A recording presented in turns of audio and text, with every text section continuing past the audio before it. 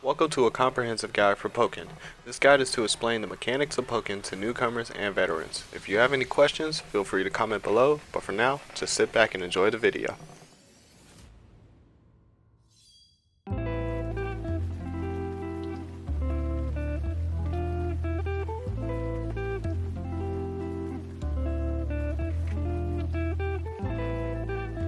Pokken's gameplay is split into two phases, Field Phase and Duel Phase. In Field Phase, your character is free to move in the four main cardinal directions and its intermediates. The analog does not allow any greater accuracy than how you would input a movement on a directional pad. In Duel Phase, your character is locked to only left and right movement, similar to any traditional fighting game. Pressing up and down will make your character perform a high and low stance respectively. Characters have special properties during these stances. You can find them available on Pokken Arena forums. The game has certain requirements to switch between field and duel phases, but first, let's show the indications that will allow you to see what phase you are in. At the bottom right of the screen, you can see a strip of color, blue for field and red for duel, to indicate the phase the game is currently in. When a phase shift occurs, you will notice a semi-opaque graphic with the words phase shift that shows up in the bottom middle of the screen and lasts for about 1 to 2 seconds. The requirements to phase shift from field phase to duel phase is quite simple. All you need to do is hit your opponent with a big attack or break your opponent's guard. Experiment with your character in training mode to see what moves will shift. The requirements to phase shift in duel phase are much more complex. There's two methods to phase shifting in duel, a maxed out phase shift meter, PSP, or a combo reaching 21 hits.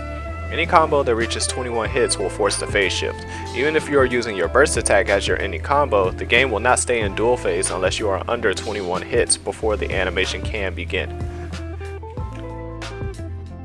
In duel phase, there's an invisible meter given to both players. Almost every hit that is not whiffed or blocked will increase this meter by a certain amount.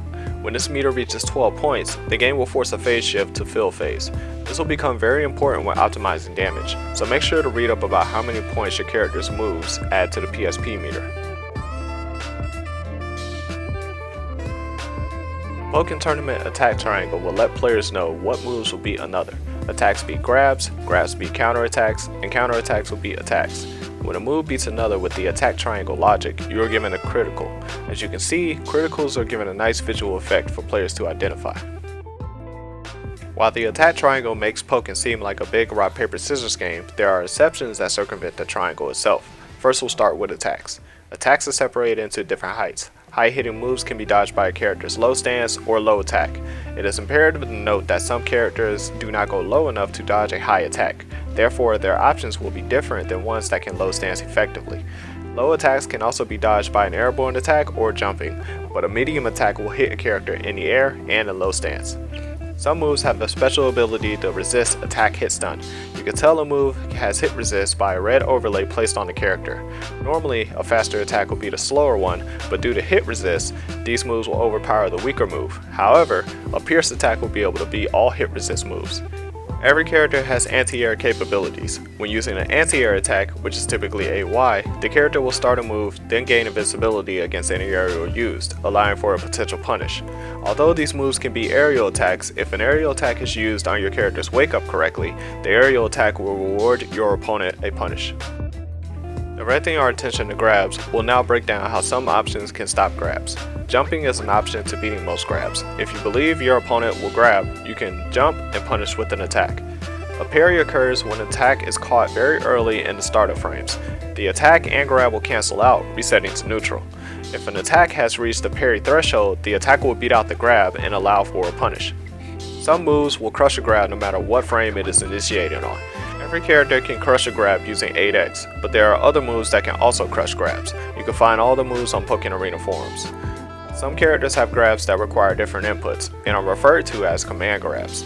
These grabs vary in many ways. Characters possessing a range grab to catch opponents from afar, aerial grabs that allow opponents to be grabbed in the air and sometimes on the ground, and grounded command grabs that have from one to multiple unique aspects such as canceling the grab, counter frames, and invincibility.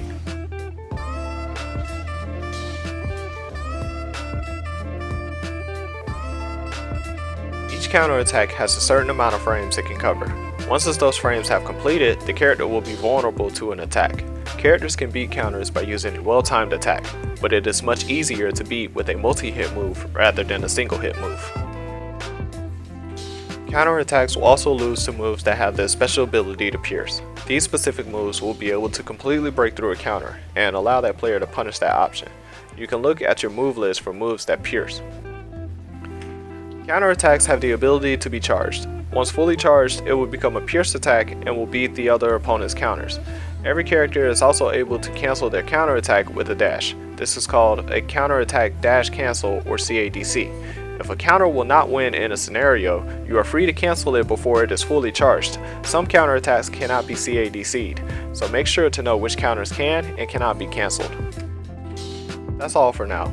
We covered the bare bones of Pokken and got into explaining how the misconceptions of visualizing Pokken as a rock, paper, scissors game. In the next video, we'll be continuing to cover more about Pokken's mechanics and how you can make them work towards your advantage. Thanks for stopping by, see you again.